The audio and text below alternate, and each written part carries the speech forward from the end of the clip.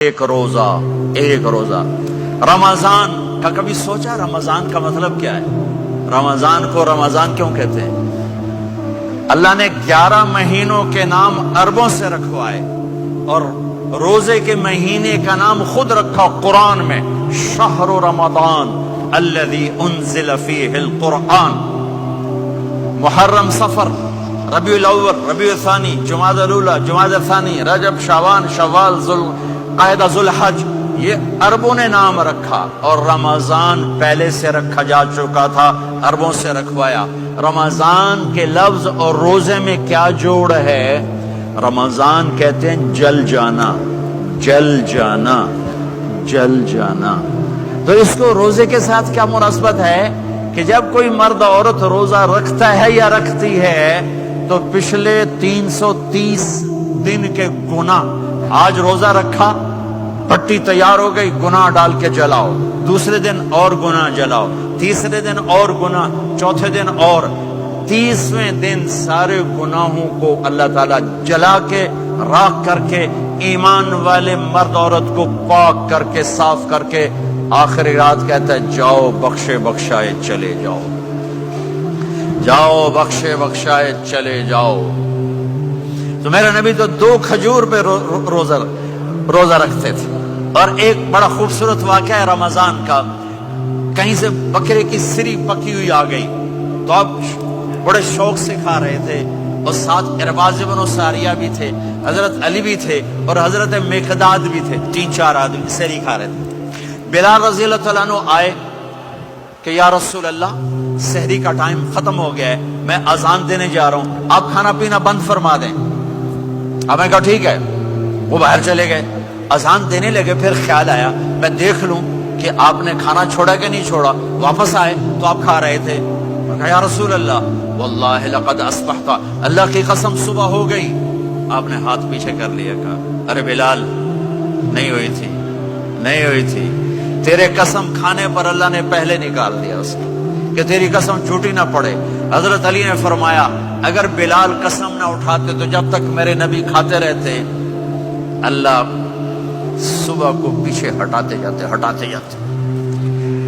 دیگ پک رہی تھی، ابو عبیدہ رضی اللہ تعالیٰ عنہ بن جراح وہ دیگ پکا رہے تھے، بکرا۔ آپ نے کہا ابو عبید، یہ مجھے بکرے کی دستی پکڑانا، اگلے بازو، آپ کو اگلے بازو کا گوشت پسند تھا، گردن کا گوشت پسند تھا، یہ کمر کے پٹھ کا گوشت آپ کو پسند تھا، دودھ پسند تھا، برنی کھجور پسند تھی، عجوا کھجور پسند تھی، تازہ روٹی پسند تھی۔ آپ یا تازہ کھاتے تھے یا فاقہ، توڑی طرح نہیں 8 دن پکا کے فریڈ ٹھوک دے ہو تو کٹ کے گرم کیتی رکھو تو کھاتی رکھو، یا آپ تازہ کھاتے تھے یا فاقہ فرماتے تھے۔ ایک دفعہ فتح مکہ پر ام ہانی کے گھر آپ نے باسی روٹی کھائی، ورنہ آپ نے ہمیشہ تازہ یا فاقہ، یا تازہ یا فاقہ۔ کبھی جس کھانے پہ رات گزر جاتی اسے نہیں کھاتے تھے، تسی ماشاءاللہ 8 راتوں جو کھدی جاندے۔ ہاں،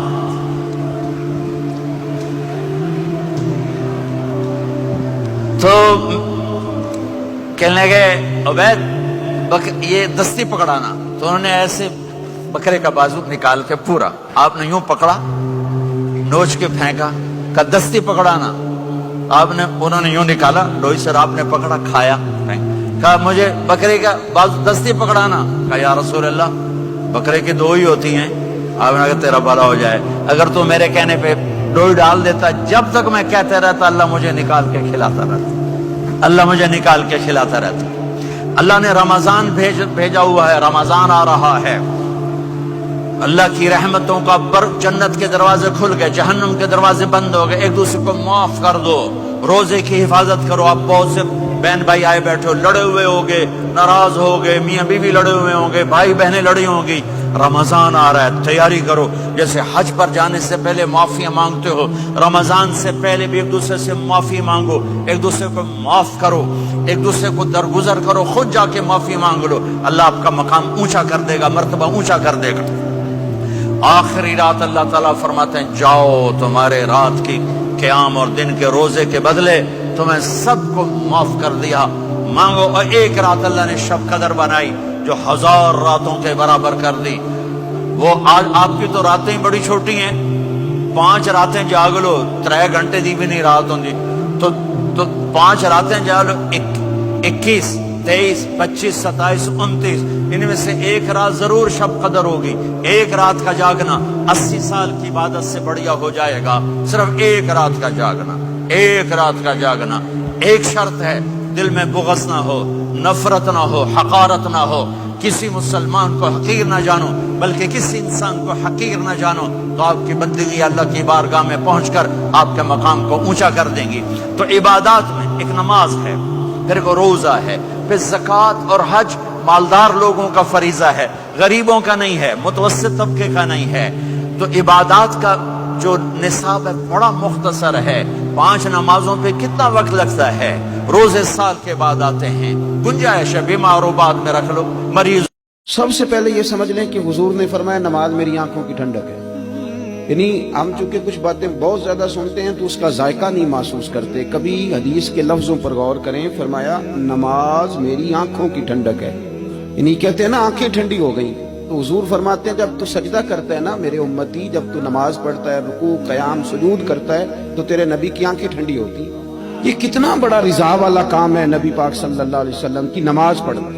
اور حضور کا اپنا نماز کے ساتھ رشتہ یہ تھا کہ سورج گرہن ہوا تو حضور نے نماز کی نیت مان لی, چاند گرہن ہوا تو نماز پڑھنے لگے, تیز بارشیں طوفان کی صورت میں آئیں تو نماز پڑھی, بارش نہیں ہوتی تو نماز پڑھی. حتیٰ کہ جنگوں کے موقع پر بھی میرے نبی پاک نماز کی کثرت فرماتے تھے. ہر موقع پر نماز کی طرف توجہ. نماز حضور کی چاہت ہے, آنکھوں کی ٹھنڈک ہے.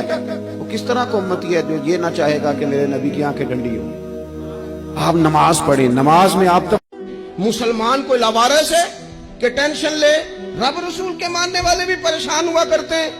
وہ ہم اس رب کے ماننے والے ہیں جو کہتا ہے کہ تم حد میں نہ پریشان ہونا کہ سویرے ملے گا تو شام کو نہیں ملے گا معاذ اللہ, اور شام کو تمہیں دیکھا جائے گا تو صبح نہ دیکھا جائے گا. تم اس کریم کے ماننے والے ہو جسے نہ اونگ آتی ہے نہ نیند آتی ہے.